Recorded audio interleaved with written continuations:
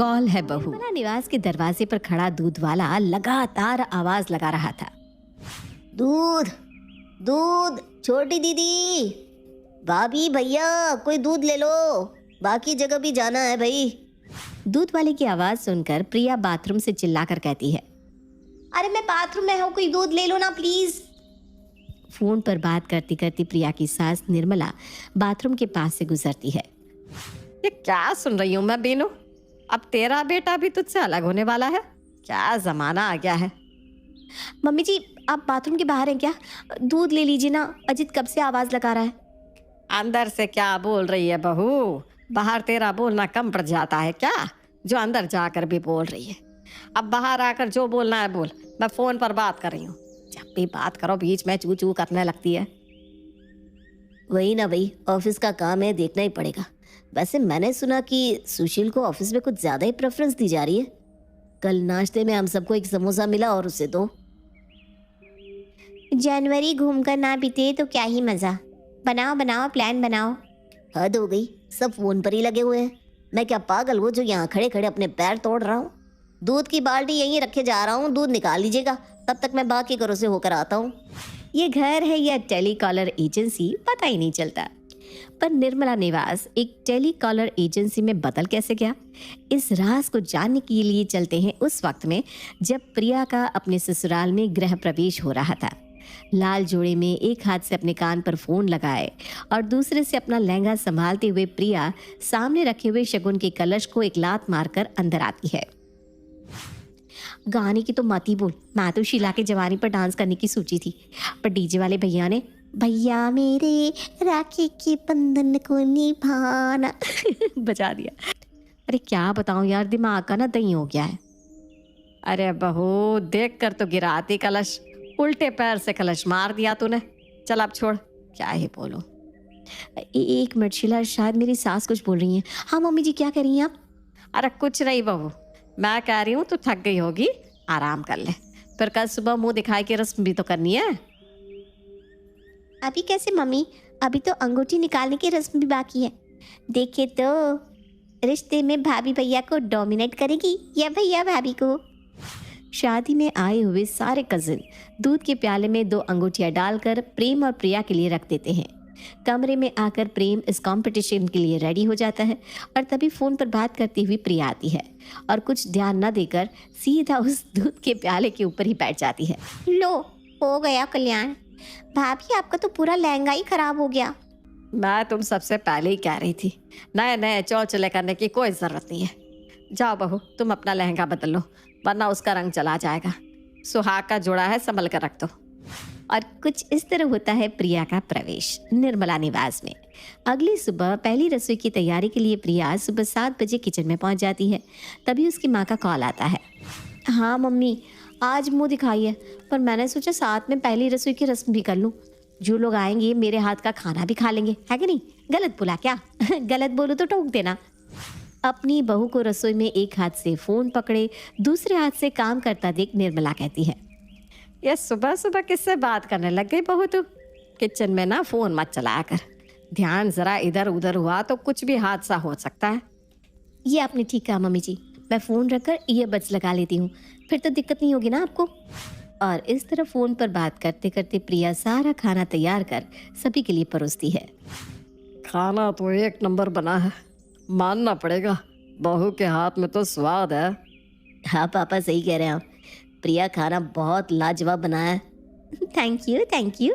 अब मैं जाकर चेंज कर लेती हूँ, सभी मेहमान मुंह दिखाई की रस्म के लिए आते होंगे ना। और कुछ ही देर में मोहल्ले की औरतें मुंह दिखाई की रस्म के लिए प्रिया के घर आती है। बड़ा सा घूंघट लिए घर के हॉल में प्रिया एक अच्छी बहू की तरफ बैठ जाती है। बहू तो बिल्कुल गोरी लाई है तो निर्मला, तेरे तो पोते पोतियों का रंग बिल्कुल छटा हुआ साफ होगा। इसमें किसका जोर है सुभाषिनी, जो प्रभु ने दिया हमने ले लिया, बच्चे तो बच्चे होते हैं। सभी औरतें एक एक कर प्रिया का घूंघट उठाकर उसका चेहरा देखकर जा रही थी कि तभी प्रिया का फोन बज जाता है।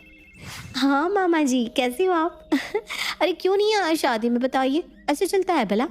नहीं नहीं नहीं, ये तो गलत है। फिर मैं भी कह देती हूँ, सोनू की शादी में मैं भी नहीं आऊँगी और ये भी नहीं आएंगे। नहीं जाओगे ना प्रेम? नहीं नहीं नहीं, मुझे कुछ नहीं पता। आपको 2-4 दिन के अंदर ही मेरे ससुराल आकर मुझसे मिलना होगा। कितने दिन हो गए मामा जी आपसे बिना मिले? अच्छा लीजिए, मेरी सासू माँ से बात कीजिए। लीजिए मम्मी जी, मामा जी हैं। बेटा ये बातचीत तो बाद में भी हो जाएगी, अभी रस्में चल रही है ना, रस्म पूरा कर लेते हैं। कह दे मामा जी से हम बाद में बात करते हैं। कोई दिक्कत नहीं हो रही है मम्मी जी। सुभाषिनी आंटी, आपको कोई प्रॉब्लम है क्या? मैंने तो रस्म पूरी कर ली बेटा, मुझे क्या दिक्कत होगी। लो मम्मी जी, किसी को कोई प्रॉब्लम नहीं है, बात कर लो। और इस तरह प्रिया हर समय बस फ़ोन पर ही लगी रहती।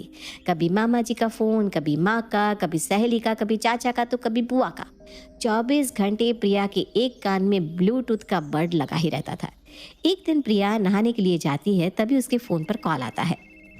2 मिनट भी चैन नहीं है इन लोगों को, हर समय फ़ोन बजता ही रहता है। अपने फ़ोन की कॉलर ट्यून सुनकर बाथरूम के अंदर से प्रिया कहती है, मेरा फ़ोन बज रहा है, कुछ पकड़ा दो ना प्लीज़।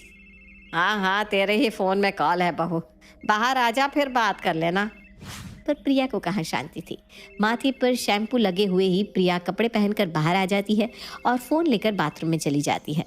हर बार प्रिया की हरकतों को नज़रअंदाज करती आ रही निर्मला इस बार शांत नहीं रहती। हद हो गई, ये लड़की हमारे बीच रहकर भी फ़ोन में ही घुसी रहती है। अगर इससे ये पूछूं कि घर के पर्दे का रंग क्या है तो इसे ये भी पता नहीं होगा। पर इसके मामा जी के घर में कुत्ते को पेट में दर्द कब हुआ ये इसे अच्छे से पता है। नए ज़माने की लड़की है, सोच सोच कर बहुत कुछ इग्नोर कर दिया मैंने। अब नहीं, अब तो इसे समझना ही पड़ेगा। और अगली सुबह शुरू हो जाता है निर्मला का खेल। सुबह 4 बजे जब प्रिया नींद में होती है, प्रेम जोर जोर से फ़ोन पर बात करने लगता है। हाँ भाई, सही कह रहे हो तुम, मज़ा ही आ जाएगा। अरे इतनी सुबह कैसे बात कर रहे हो? और करनी है तो धीरे धीरे करो ना, मैं सो रही हूँ। दिन भर खुद बात करती हो तो कुछ नहीं, अरे प्रॉब्लम है तो अपने कानों में वॉइस कैंसलर लगा लो। और वहीं बैठा प्रेम प्रिया के कानों के पास जोर जोर से फ़ोन पर बात करता रहता है। इस कारण से प्रिया के सर में बड़ा तेज दर्द हो जाता है। और अगली सुबह सर का दर्द लेकर प्रिया जैसे ही कमरे से बाहर निकलती है तो हॉल में अपनी ननद को फ़ोन पे बात करता हुआ दिखती है। मेडिकल से पेन किलर ला देना ना नियति। पार्टी में? आज नहीं यार, आज तो मैंने कहीं और जाने का प्लान बना लिया है। फ़ोन पर बात करती हुई नियति प्रिया की बात को इग्नोर करके वहाँ से चली जाती है। फिर अपना सर पकड़े प्रिया किचन में जाती है। मम्मी जी, वो चीनी का डब्बा पकड़ाइए ना, ज़रा चाय ही पी लो, हो सकता है सर का दर्द ज़रा कम हो जाए।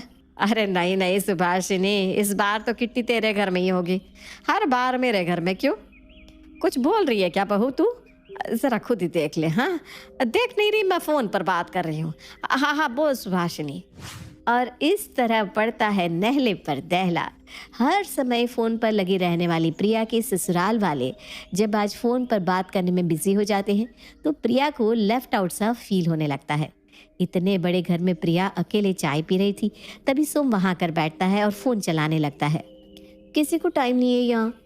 ये तो बस शुरुआत थी।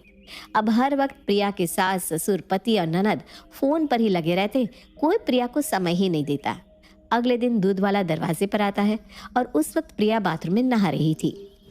दूध? अरे छोटी दीदी, भाभी, भैया कोई दूध ले लो, बाकी जगह भी जाना है। दूध वाले की आवाज़ सुनकर प्रिया बाथरूम से चिल्लाकर कहती है, अरे मैं बाथरूम में हूँ, कोई दूध ले लो ना प्लीज़। फ़ोन पर बात करती करती प्रिया की सास निर्मला बाथरूम के पास से गुजरती है। यह मैं क्या सुन रही हूँ बीनू, अब तेरा बेटा भी तुझसे अलग होने वाला है, क्या ज़माना आ गया है। अब बाथरूम के बाहर आप है क्या मम्मी जी? दूध ले लीजिए ना, अजीत कब से आवाज़ लगा रहा है। अंदर से क्या बोल रही है बहू तू? बाहर तेरा बोलना कम बढ़ जाता है क्या, जो अंदर जाकर भी बोल रही है? अब बाहर आकर बोलना जो भी बोलना है, मैं फ़ोन पर बात कर रही हूँ। जब भी बात करो बीच में चूं चूं करने लगती है। वही ना भाई, ऑफिस का काम है, देखना ही पड़ता है। वैसे मैंने सुना कि सुशील को ऑफिस में कुछ ज़्यादा ही प्रेफरेंस दी जा रही है। कल नाश्ते में हम सबको 1 समोसा मिला और उसे 2। जनवरी घूम कर ना बीते तो क्या ही मज़ा। बनाओ बनाओ, प्लान बनाओ।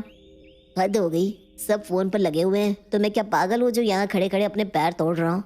दूध की बाल्टी यहीं रखे जा रहा हूँ, दूध निकाल लीजिएगा, तब तक मैं बाकी घरों से होकर आता हूँ। गुस्से में प्रिया बाथरूम से बाहर निकलती है। सबके सब यहीं थे, फिर भी किसी से दूध नहीं लिया क्या? फ़ोन नहीं हो गया, जी का जंजाल हो गया। बाद में क्या फ़ोन पर बात नहीं हो सकती प्रेम? तू तो अपनी शादी के रस्मों में भी फ़ोन पर बिजी थी और हमें कह रही है हम तो फिर भी फ्री बैठे हैं, है कि नहीं प्रेम? ये सुनते ही प्रिया को एहसास हो जाता है कि वो इतने दिनों से क्या कर रही थी। I am so sorry mummy ji, अनजाने में मैंने न जाने क्या बेवकूफ़ी कर दी, प्लीज़ मुझे माफ़ कर दीजिए। और निर्मला के इस सबक से प्रिया ऐसा सबक लेती है कि दोबारा कभी भी ये गलती नहीं दोहराती। बंटवारा। रोहन और सोहन दो भाई थे। दोनों ही भाइयों में बड़ा ही प्यार था। दोनों भाई शाम को अपनी दुकान बंद करके घर आते हैं, जहां उन दोनों की बीवी आरती और पूजा उनका इंतज़ार कर रही होती है। ये दोनों भाई अब तक नहीं आए। कितनी बार मैंने रोहन जी से कहा है कि रात को दुकान जल्दी बंद कर दिया करो, पर यह है कि मेरी सुनते ही नहीं है। कोई बात नहीं भाभी, आ जाएंगे दोनों। दोनों देवरानी जिठानी बात कर रही होती है कि तभी रोहन और सोहन घर आते हैं और उन दोनों की बीवियां उन्हें खाना खिलाकर अपने कमरे में जाती है, जहां आरती रोहन से कहती है, आप इतना लेट क्यों आते हैं? और ये बताएंगे आज आपने दुकान की चाबी किसको दी है? ये कैसा सवाल है आरती? तुम जानती हो ना, दुकान की चाबी हमेशा सोहन के पास रहती है। वही तो, घर की सारी जिम्मेदारी आपके ऊपर है, दुकान की जिम्मेदारी आपके ऊपर है, पर मालिक बनकर कौन बैठा है? आपका छोटा भाई। मैंने आपसे कितनी बार बोला है कि दुकान की चाबी आप अपने पास रखा करो और उसके ऊपर दुकान की जिम्मेदारी छोड़ा करो। आरती, सोहन मेरा ही छोटा भाई है और हम सब एक साथ ही रहते हैं, और वो दुकान पिताजी की दुकान थी। पिताजी के जाने के बाद अब उस दुकान पर हम दोनों का ही अधिकार है। तुम ना इतना ज़्यादा सोचा मत करो। जहां आरती रोहन से दुकान के लिए लड़ रही थी, वहीं दूसरी ओर पूजा भी अपने पति सोहन से दुकान के लिए लड़ रही होती है। आप फिर से दुकान की चाबी लेकर आ गए हैं। अरे कितनी बार आपको समझाऊं, अब सीधा सीधा भैया से कह क्यों नहीं देते कि दुकान की चाबी के साथ दुकान की जिम्मेदारियां भी आपको चाहिए। पूजा, ऐसा क्यों कहती हो? दुकान में भैया का भी अधिकार है। वैसे भी पूरा दिन तो दुकान में मैं ही बैठता हूँ, भैया तो इधर उधर चले जाते हैं। वही तो, पूरा दिन दुकान में आप बैठते हो और मालिक बने बैठे रहते हैं जेठ जी। पूजा, मुझे बहुत नींद आ रही है, मैं तुम्हारी बकवास और नहीं सुन सकता, सोने दो मुझे। आप तो मेरी सुनने वाले हो ही नहीं। अब ना मैं इस बारे में सीधा माँ जी से ही बात करूँगी।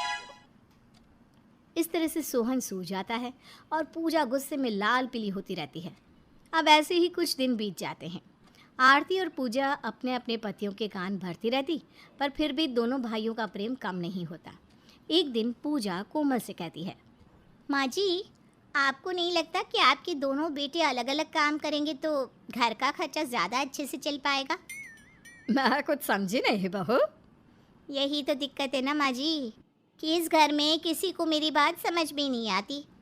बहू, तू जो कहना चाहती है वो साफ साफ बोल दे। माँ जी देखिए, पूरी दुकान की जिम्मेदारी सोहन पर है। सोहन अकेले ही पूरा दिन दुकान में बैठकर दुकान चलाते हैं, तो वहीं दूसरी ओर रोहन भैया न जाने अपने दोस्तों के साथ कहाँ कहाँ घूमते फिरते हैं। अब आप ही बताइए, अगर दुकान मेरे पति ने ही संभाली है तो उसका मालिक भी तो मेरा पति ही होना चाहिए ना। बहू, दुकान मेरे स्वर्गवासी पति की है, उस पर मेरे दोनों बेटों का बराबर का अधिकार है। क्या हुआ अगर सोहन दुकान संभालता है और रोहन बाहर जाता है? ऐसा भी तो हो सकता है ना कि काम के सिलसिले में ही रोहन बाहर जाता हो। सासू माँ की बात सुनकर पूजा को गुस्सा आता है और वहाँ से चली जाती है। ऐसे ही कुछ दिन बीत जाते हैं। एक दिन आरती कोमल से कहती है, माँ जी, मुझे पूजा की हरकतें बिल्कुल भी नहीं पसंद। क्या हुआ बहू? अब पूजा बहू ने क्या कर दिया? माँ जी, आपको लगता है कि मुझे मालूम नहीं, पर सब कुछ जानती हूँ मैं। हर समय पूजा आपके कान भरती है कि वो दुकान सोहन के नाम कर दे। माँ जी, रोहन इस घर के बड़े बेटे हैं, घर की सारी जिम्मेदारियाँ उनके कंधे पर है। अब ऐसे में भला दुकान सोहन के नाम कैसे हो सकती है? हाँ बहू, मेरी एक बात याद रखना, वो दुकान ना रोहन की है और ना सोहन की। वो दुकान सिर्फ और सिर्फ मेरे स्वर्गवासी पति की है, और उसी दुकान को चलाकर उसने तुम सबकी परवरिश करी है, इसलिए मेरे जीते जी वो दुकान किसी के नाम नहीं होगी। कोमल इस तरह से आरती को डांट कर चली जाती है। अब ऐसे ही कुछ दिन बीत जाते हैं और कोमल की दोनों बहुएं उसके बेटे के कान भरती रहती है। एक दिन सोहन की तबीयत थोड़ी ख़राब हो जाती है, जिस वजह से वो दुकान जल्दी बंद करके घर आ जाता है। रात को जब रोहन दुकान का सामान लेकर दुकान पहुंचता है तो वो देखता है कि दुकान तो सोहन ने बंद कर दी है और सारे ग्राहक वापस जा रहे हैं। मुझसे बिना पूछे सोहन ने दुकान बंद कर दी? अब क्या था, रोहन का गुस्सा 7वें आसमान पर पहुंच जाता है और वो घर आकर सोहन से कहता है, सोहन, तेरे अंदर ज़रा भी दिमाग नहीं है। मुझे तो लगता है कि तेरी भाभी सही कहती थी कि तू एक जिम्मेदार इंसान बन ही नहीं सकता। अरे गलती की मैंने दुकान की चाबी तेरे हाथों में थमाकर। ओह, तो वो भाभी है जिसकी वजह से आप मुझे मेरे ही दुकान का नौकर समझते हैं। तभी तो अपने दोस्तों के साथ घूमने चले जाते हैं और दुकान मुझ पर छोड़ देते हैं। इस तरह से दोनों भाई के बीच लड़ाई हो जाती है। उन दोनों की लड़ाई सुनकर कोमल बाहर आती है और अपने दोनों बेटों को झगड़ते देख उन दोनों से कहती है, मैं अपने जिन 2 बेटों पर गर्व महसूस किया करती थी, आज तुम दोनों की लड़ाई देखकर मुझे खुद पर शर्म आ रही है कि मैंने तुम दोनों को जन्म दिया। माँ, अब खुद को क्यों दोष दे रही हो, जबकि सारी गलती तो सोहन की है। अब जानती हो ना, मैं दुकान का सामान लेने बाहर गया था और ये महाराज दुकान जल्दी बंद करके घर आ गए अपनी बीवी के पल्लू से बंधने के लिए।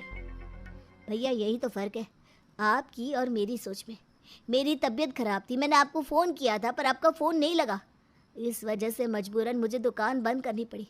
पर आपने एक बार भी मुझसे मेरा हाल नहीं पूछा, उल्टा मुझे भला बुरा सुनाने लगे। बस करो तुम दोनों अपनी ये लड़ाई। एक छोटी सी गलतफहमी की वजह से तुम दोनों छोटी सी बात को इतना बड़ा क्यों बना रहे हो? इस तरह से कोमल जैसे तैसे करके दोनों भाई की लड़ाई खत्म कर देती है। अब ऐसे ही कुछ दिन बीत जाते हैं, पर दोनों भाई के बीच का मनमुटाव इतना ज़्यादा बढ़ जाता है कि वो दोनों दुकान पर बैठने का अपना समय बना लेते हैं। अब सुबह से दोपहर सोहन दुकान पर बैठता और सोहन के जाते ही रोहन दोपहर में दुकान जाता। ऐसे ही कुछ दिन बीत जाते हैं और एक दिन फिर दोनों भाई में भयंकर लड़ाई होती है। तू छोटा है इसलिए मैं तुझे और तेरी गलतियों को बर्दाश्त कर रहा हूँ, पर इसका मतलब यह नहीं कि तू मेरे सर पर बैठे। भैया, मैं आपको भगवान की तरफ पूछता रहा, पर आपने क्या किया? आप एक नंबर के घटिया इंसान हैं। आपने मेरे बने हुए ग्राहक अपनी ओर कर लिए। जो ग्राहक सुबह सामान लेकर जाते थे, अब वो ग्राहक रात को सामान लेने आते हैं। आपकी वजह से मेरी कमाई नहीं हो रही।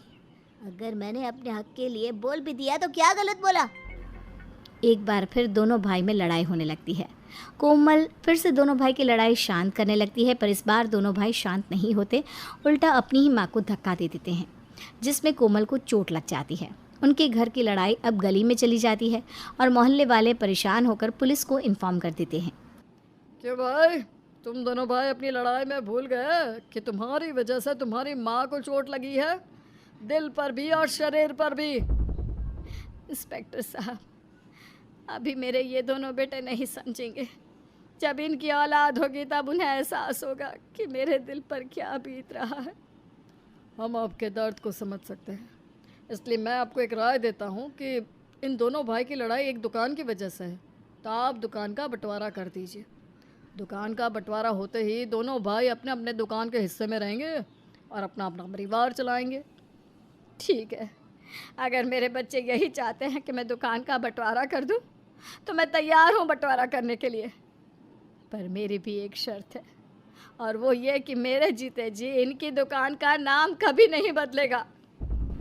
अब ना चाहते हुए भी कोमल को अपने स्वर्गवासी पति की आखिरी निशानी, यानी कि उसके नाम की दुकान को 2 भागों में करना पड़ता है, और दोनों भाई अपनी माँ की बात की लाज रखते हैं और दुकान का नाम अपने स्वर्गवासी पिता के नाम पर ही रहने देते हैं। इस तरह से कोमल के घर में फैली अशांति शांति में बदल जाती है।